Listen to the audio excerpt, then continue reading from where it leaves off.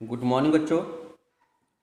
कक्षा 4 विषय हिंदी पाठ 6 भारत कोकिला। बच्चों, आज का टॉपिक पाठ 6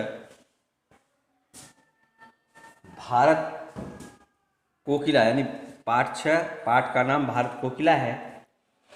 आज हम उसको पढ़ाएंगे, सभी बच्चे ध्यान देंगे।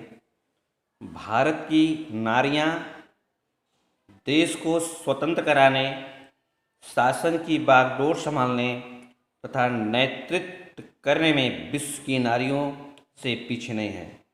बच्चों, आज जो हमारे भारत की नारियां हैं, देश को आज़ाद कराने, उसका कार्यभार संभालने, उसको नेतृत्व करने में विश्व के नारियों से पीछे नहीं है। ऐसी नारियों में एक हैं श्रीमती सरोजिनी नायडू, जो अपने मधुर और सुरीली वाणी के कारण भारत कोकिला के नाम से जानी जाती हैं। उसी नारियों में से एक नारी श्रीमती सरोजिनी नायडू हैं, जो अपनी मीठी और सुरीली वाणी के कारण भारत कोकिला के नाम से जानी जाती हैं। सरोजिनी नायडू का जन्म हैदराबाद यानी दक्षिण भारत में हुआ था। इनके पिता अघोरनाथ चट्टोपाध्याय जो ब्राह्मण थे, हैदराबाद में एक कॉलेज के प्रिंसिपल और बहुत बड़े विद्वान थे।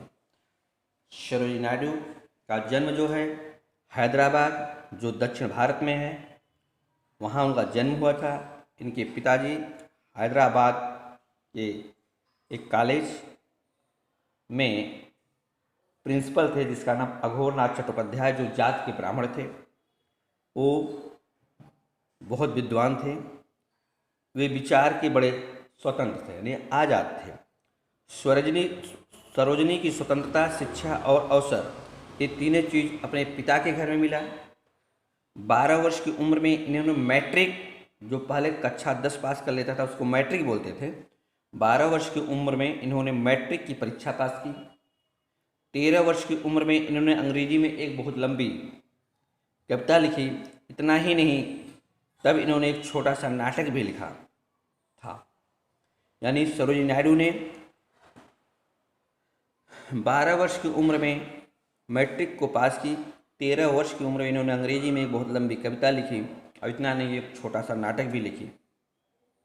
16 वर्ष की उम्र में छात्रवृत्ति पाकर उच्च शिक्षा प्राप्त करने के लिए इंग्लैंड गई। जब 16 वर्ष की हुई तो सरकार की तरफ से छात्रवृत्ति मिला और उसको लेकर उच्च शिक्षा प्राप्त करने के लिए वो इंग्लैंड गई। वहाँ जब इनकी कविताएं इंग्लैंड छपी तो अंग्रेज भी चकित रह गए कि छोटी सी उम्र की भारतीय लड़की इतनी सुंदर कविताएं लिख सकती है। यह अच्छा गाती भी थी तो लोगों को बहुत प्रभावित कर लेती थी। जब सरोजिनी नायडू इंग्लैंड गई और इंग्लैंड में जब इनकी कविताएं छपी तो अंग्रेज भी आश्चर्यचकित रह गए और कहने लगे कि छोटी सी उम्र की भारतीय लड़की इतनी सुंदर कविताएं लिख सकती है। भारत लौटकर इन्होंने गोविंद राजुलू नायडू से विवाह किया।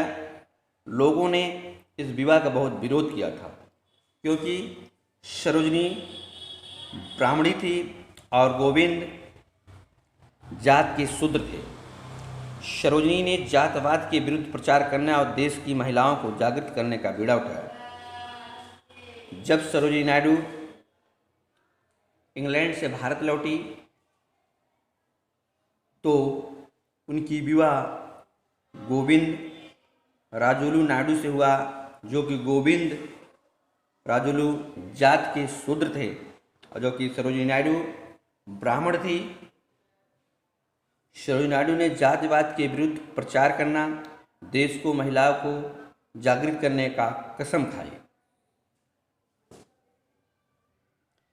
उस समय देश में स्वतंत्रता संग्राम चल रहा था।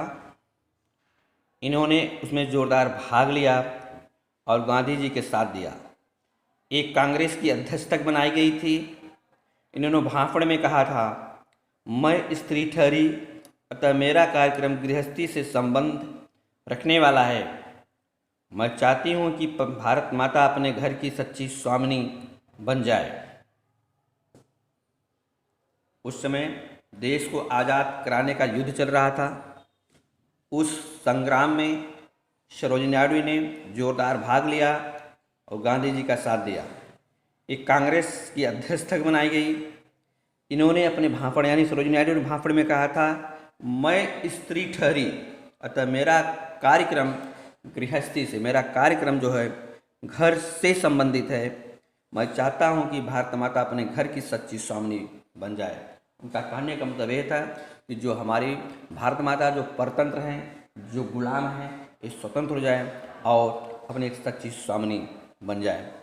ये एक कुशल वक्ता और निर्भीक देशभक्त थी। इनकी वाणी में जादू होता था। इन्होंने एक बार कहा था, स्वतंत्रता के युद्ध में भय अक्षम अपराध है और निराशा अक्षम पाप।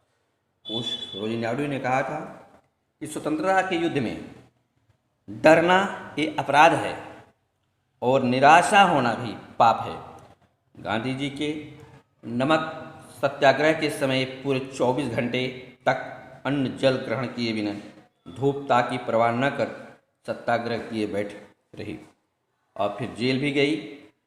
इन्हें कई बार जेल जाना पड़ा था। भारत छोड़ो आंदोलन शुरू होने पर इन्हें वर्षों जेल जीवन व्यतीत करना पड़ा। बार बार जेल जाने से इनकी स्वास्थ्य बिगड़ चला था, फिर भी ये देश की सेवा में लगी रही। जो सरोजिनी नायडू एक कुशल और वक्ता निर्भीक देशभक्त थी। इनकी वाणी में जादू था। इन्होंने एक बार कहा था, स्वतंत्रता के युद्ध में भय अपराध है और निराशा पाप है। गांधी जी के नमक सत्याग्रह के समय पूरे 24 घंटा खाए पिए, धूप छां का प्रवाह किए बिना वो सत्याग्रह में बैठी रही। कई बार जेल गई, बाहर आई। बार बार जेल जाने से इनका स्वास्थ्य बिगड़ चला था, फिर भी देश की सेवा में लगी रही। जब देश की स्वतंत्रता मिली तो इन्हें उत्तर प्रदेश का गवर्नर ने राज्यपाल बनाया गया। ये स्वतंत्र भारत की पहली महिला गवर्नर थी, मगर 1.5 वर्ष के बाद इनका देहांत हो गया। इनका नाम आज भी श्रद्धा से लिया जाता है। मधुर बोली बोलने और मधुर स्वर में कविता पाठ करने का कारण इन्हें भारत कोकिला कहकर ही संबोधित किया जाता रहा।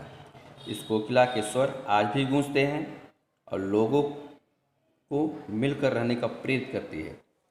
सभी बच्चे पाठ 6 को घर पर पढ़ेंगे, इसका कठिन शब्द को लिखेंगे और पेज नंबर 18 पे पाठ 6 का शब्द और अर्थ को दिया है। इसको बच्चे घर पे लिखेंगे और यही शब्द अर्थ लिखकर मेरे नंबर पर व्हाट्सएप करेंगे। जब मैं अगला वीडियो भेजूंगा तो पाठ 6 का प्रश्न उत्तर को पढ़ाएंगे और समझाएंगे। ठीक है, थैंक यू।